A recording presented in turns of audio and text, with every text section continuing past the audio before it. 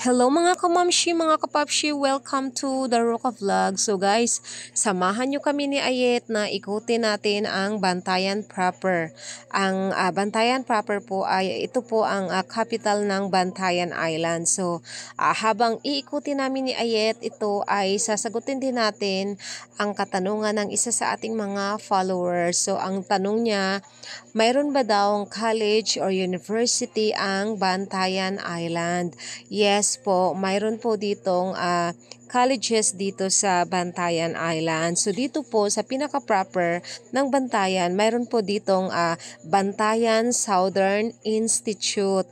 Isa po itong private college po at mayroon ding CTU, Cebu Technological University at mayroon ding Cebu North Plains College. So ito po ay ang tatlo po na ito ay private po ito.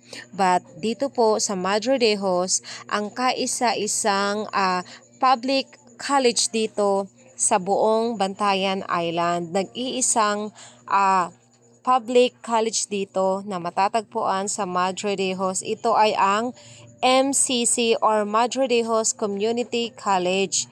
At mayroon ding Salazar Institute of Technology. So itong MCC or Madre de Dios Community College ay sobrang laking pakinabang nito sa mga taga-isla kasi ito ay libre at halos buong taga-isla pwede ditong mag-aral. So sobrang swerte ng mga taga-isla ngayon dahil mayroon na kaming libreng college dito. Kung ikumpara mo nung panahon namin dati, halos iilan lang ang naging professional dito sa isla dahil iilan lang naman ang may afford na mag-aral sa city.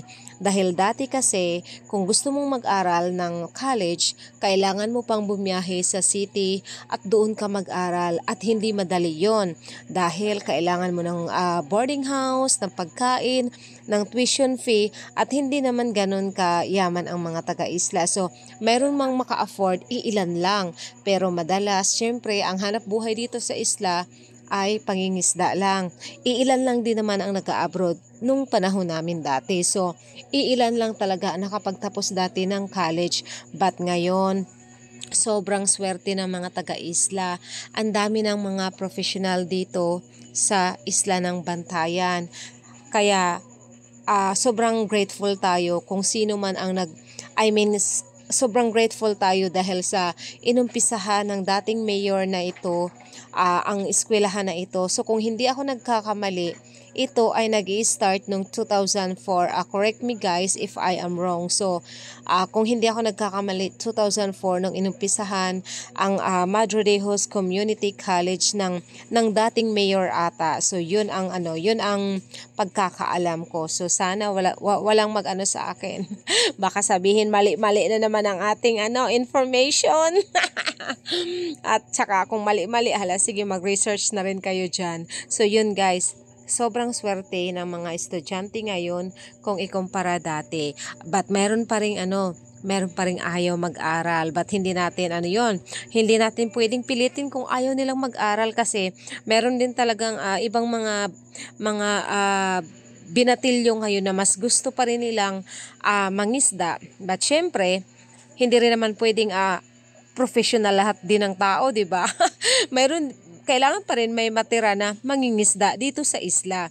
Dahil itong isla, ang kinakalakihan talaga ng mga tao dito dati ay pangingisda. So meron din talagang halos ayaw pa mag-aral kasi gusto pa rin mangisda. So choice din naman nila yun, di ba? Sobrang grateful doon sa mayor na nag-start nitong community college na ito or Madre de Dios Community College kasi kung hindi dahil sa kanyang inumpisahan na ito, hindi rin nagkakaroon ng maraming professional ngayon dito sa isla. Yun nga lang, wag natin kalimutan ang magandang ugali dahil alam nyo naman minsan din ngayon marami nga ang professional, marami din ang mga walang modo, 'di ba? Minsan ang daming well-educated pero hindi na rin mga well-mannered kaya napaka-importante ng kahit professional tayo panatilihin pa rin natin yung well-mannered natin.